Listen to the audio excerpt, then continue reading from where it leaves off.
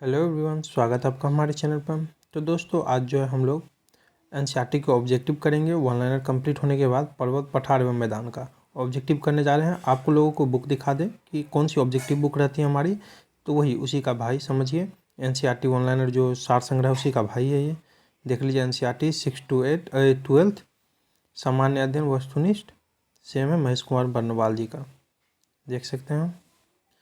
तो वही बुक है, उसी का छोटा भाई समझिए। अभी जो ऑब्जेक्टिव हम लोग करेंगे इसमें पर्वत, पठार एवं मैदान से, पर्वत, पठार एवं मैदान। चलिए एक एक करके देखते हैं आप लोगों ने कितने ध्यान से वन लाइनर को देखा है। वन लाइनर को सही से देखा होगा तो ऑब्जेक्टिव को भी आसानी से कर पाएंगे। चलिए देखते हैं पहले प्रश्न से। पर्वत और घाटियाँ किस संचालन से बनते हैं? पर्वत और घाटियाँ किस संचालन से बनते हैं? तो ये बनते हैं क्षैतिज संचलन से। किससे? क्षैतिज संचलन से। आप सोचिए, एक को दो से मिलान करना है, तो चलिए आसानी से मिलान करेंगे हम लोग, ज़्यादा हड़बड़ाएंगे नहीं। हाँ, अवशिष्ट पर्वत वो हो जाता है नीलगिरी। उसके बाद जो है ज्वालामुखी पर्वत, मोना लोआ। खंड पर्वत पढ़े थे हम लोग, ब्लैक फॉरेस्ट। वलित पर्वत पढ़े थे, हिमालय। चलिए आगे बढ़ेंगे। ब्लैक हिल, ब्लू हिल तथा ग्रीन हिल नामक पहाड़ियाँ किस देश में स्थित है? बहुत ही इंपॉर्टेंट प्रश्न है, स्टार मार्क कर लीजिए, इसको कहीं नोट कर लीजिए कि ब्लैक हिल, ब्लू हिल तथा ग्रीन हिल नामक पहाड़ियाँ किस देश में स्थित है? तो यह स्थित है अमेरिका में, संयुक्त राज्य अमेरिका में। जो पठार चारों ओर से पर्वतमाला द्वारा घिरे होते हैं क्या कहलाते हैं? तो वे कहलाते हैं अंतराप पर्वतीय पठार। चलिए नेक्स्ट देखेंगे हम लोग। नेक्स्ट है हमारा, विश्व में उत्पन्न होने वाली फसलों तथा खाद्य वस्तुओं का लगभग कितना % भाग मैदानों में उपजाया जाता है? तो ये उपजाया जाता है 85%। कितना? 85%। माउंट एवरेस्ट किस देश में स्थित है? माउंट एवरेस्ट तो सभी को पता होगा, बहुत ईजी है, नेपाल में। नेपाल में है, ऑप्शन सी हो जाएगा राइट। अब चलिए सूची को 2 से मिलान करेंगे हम लोग, 7 वाला देखिए। तो अरावली जो है अवशिष्ट पर्वत का उदाहरण है, बिल्कुल है।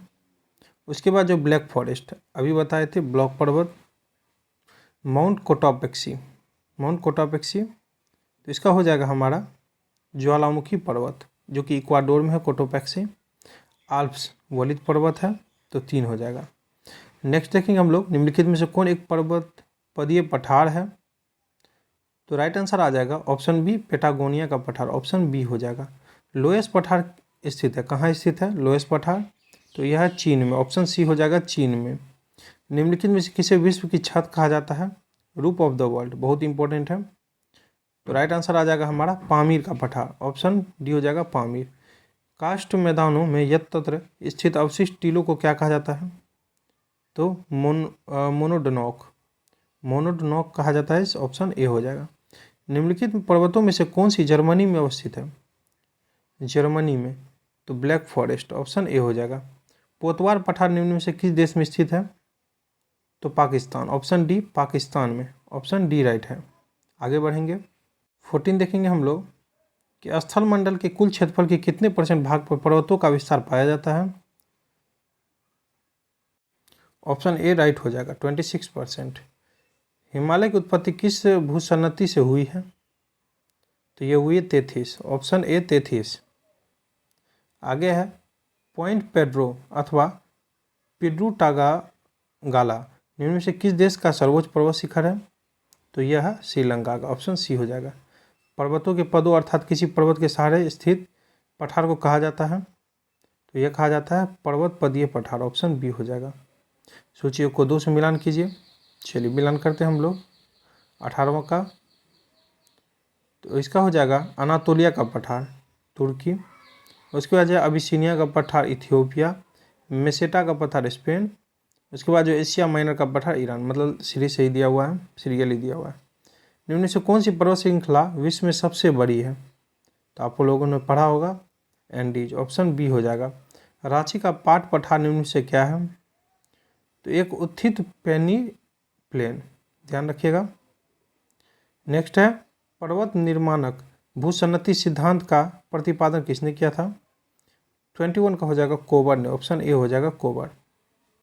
22 देखेंगे, पेनाइन, अल्पेशियन और अरावली उदाहरण हैं।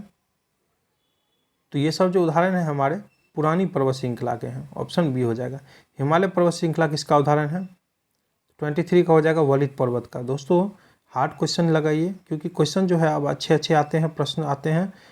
दरोगा हो जाए, बिहार पुलिस हो जाए, यूपी पुलिस हो जाए, किसी भी एग्जाम में अब अच्छे प्रश्न आते हैं। ऊपर ही पूछ के नहीं छोड़ दिया जाता है, तो कम से कम अच्छी तैयारी कीजिए। निम्न से विश्व के नवीन वलित पर्वत का उदाहरण प्रस्तुत करता है? तो इसका हो जाएगा आल्प्स, ऑप्शन सी हो जाएगा। दक्षिणी आल्प्स पर्वत श्रेणी कहाँ अवस्थित है? तो ये स्थित है न्यूजीलैंड में, ऑप्शन बी हो जाएगा न्यूजीलैंड में। नेक्स्ट है हमारा, स्थलमंडल के कुल क्षेत्रफल के कितने % भाग पर पठार का विस्तार पाया जाता है? तो हो जाएगा 33%, ऑप्शन सी हो जाएगा। टेलीग्राफिक पठार निम्न में से कहाँ स्थित है? टेलीग्राफिक, तो 27 का राइट आंसर आ जाएगा उत्तरी अटलांटिक महासागर, ऑप्शन सी हो जाएगा। एंडीज पर्वतमाला की सर्वोच्च चोटी है? तो यह है एकांगुआ, ऑप्शन ए हो जाएगा एकांगुआ। 29 देखेंगे, तिब्बत का पठार निम्न से कहाँ स्थित है? तो इसका जो राइट आंसर आ जाएगा, तिब्बत का पठार निम्न से कहाँ है? तो यह है हिमालय पर्वत तथा क्यून्यूल के मध्य, ऑप्शन डी हो जाएगा। चलिए आगे बढ़ेंगे। अब 30 देखेंगे, 30 का राय मिलान करने की, सूची 1 को 2 से मिलान करना है। तो चलिए बड़ी आसानी से मिलान करेंगे, ज़्यादा हड़बड़ाना नहीं है, आराम से देखिए।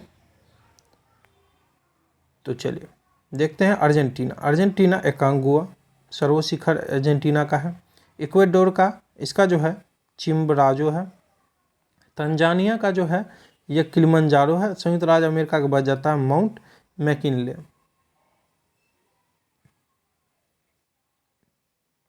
चलिए, बोलिविया के पठार निम्न में से किस धातु का सर्वाधिक उत्खनन किया जाता है? तो किया जाता है यहाँ पर टीन का, ऑप्शन सी हो जाएगा टीन। उत्तरी पश्चिमी चीन का लोएस्ट मैदान किस प्रकार के जमाव से बना है? किस प्रकार के जमाव से बना है? तो 32 का जो राइट आंसर आ जाएगा रेत व धूलकणों के जमाव से, ऑप्शन बी हो जाएगा। चलिए, फ्रांस तथा स्पेन के बीच सीमा बनाने वाले पर्वत है, बहुत इंपॉर्टेंट प्रश्न है। फ्रांस तथा स्पेन के बीच सीमा बनाने वाला पर्वत कौन सा है जो सीमा बना देता है बीच में? तो पिरेनीज, ऑप्शन डी हो जाएगा पिरेनीज। निम्न में से किस स्थल रूप को सभ्यता का पालना कहा जाता है? सभ्यता का पालना कहा जाता है, तो अच्छा प्रश्न है। मैदान को, ऑप्शन डी मैदान को कहा जाता है, पर्वत पठारी को नहीं, मैदान को कहा जाता है। संप्रदाय मैदान का निर्माण किसके द्वारा किया जाता है? तो 35 का राइट आंसर आ जाएगा नदी के द्वारा, ऑप्शन सी हो जाएगा। निम्नलिखित पर्वत में से कौन राइन नदी के किनारे अवस्थित है? राइन नदी के किनारे, तो राइट आंसर आ जाएगा 36 का, ऑप्शन डी आ जाएगा ब्लैक फॉरेस्ट, ऑप्शन डी हो जाएगा ब्लैक फॉरेस्ट। चलिए 37 है हमारा, पर्वत की उत्पत्ति से संबंधित रेडियो सक्रियता सिद्धांत का प्रतिपादन किसने दिया था? पर्वत की उत्पत्ति से संबंधित रेडियो सक्रियता सिद्धांत का प्रतिपादन किसने किया? तो राइट आंसर आ जाएगा हमारा जॉली, ऑप्शन ए हो जाएगा जॉली का। कौन सा पर्वत महाद्वीपीय विभाजक के रूप में जाना जाता है? कौन सा पर्वत महाद्वीपीय विभाजक के रूप में जाना जाता है? तो राइट आंसर आ जाएगा रॉकीज, ऑप्शन सी रॉकीज हो जाएगा। निम्न में से किस पठार को अंतर पर्वतीय पठार की श्रेणी में नहीं रखा जाता है? नहीं रखा जाता है तो वो छोटा नागपुर पठार को, ऑप्शन डी हो जाएगा। विश्व का सर्वाधिक ऊंचा पठार निम्न में से कौन सा है? सबसे ऊंचा पठार, तो यह है तिब्बत का पठार। बहुत पूछता है प्रश्न में, विश्व का सर्वाधिक ऊंचा पठार, तो तिब्बत का पठार, ध्यान रखिएगा। पठारी क्षेत्रों में निम्न में से कौन सा खनिज नहीं पाया जाता है? इंपॉर्टेंट प्रश्न है, खनिज तेल नहीं पाया जाता, ऑप्शन सी हो जाएगा खनिज तेल, ध्यान रखिएगा। भौगोलिक लक्षण और प्रदेश मिलान करना है। 42 कौन सा सही सुमेलित है? सिर्फ एटलस पर्वत उत्तरी पश्चिमी अफ्रीका, यही तो सही है, ऑप्शन बी हो जाएगा। हाँ बिल्कुल, बाकी ये गलत हो जाता है, ये गलत हो जाता है, ये गलत हो जाता है। चलिए, हडसन मोहक घाटी स्थित है, हडसन मोहक, तो यह स्थित है कनाडा में, ऑप्शन डी कनाडा में है। एटलस पर्वत किस युग की पर्वत निर्माणकारी घटना से संबंधित है? तो टर्शियरी, ध्यान रखिएगा। एटलस पर्वत जो है किस युग की पर्वत निर्माणकारी घटना से संबंधित है? तो टर्शियरी। निम्न पर्वतों में से कौन टर्शियरी पर्वतीकरण का परिणाम नहीं है? कहने का मतलब है निम्न में से जो इनमें से है पर्वतों में से कौन जो है टर्शियरी पर्वतीकरण का परिणाम नहीं है? तो ये जो है अपलेशियन नहीं है, ध्यान रखिएगा अपलेशियन। चलिए हम लोगों ने वन लाइनर से पर्वत पठार मैदान कंप्लीट कर लिया। अब जो है ऑब्जेक्टिव से भी हम लोगों ने कंप्लीट कर लिया है, पर्वत पठार और मैदान से। तो चलिए दोनों की तैयारी हो गई है, वन लाइनर और ऑब्जेक्टिव से भी। आप लोग अच्छे से इसको 1-2 बार देख लीजिएगा, अच्छे से कर लीजिएगा। बाकी वीडियो अच्छा लगे तो दोस्तों के साथ शेयर जरूर कीजिएगा, ग्रुप में कम से कम भेजिएगा ज़रूर। बाकी थैंक यू दोस्तों, wish you all the best.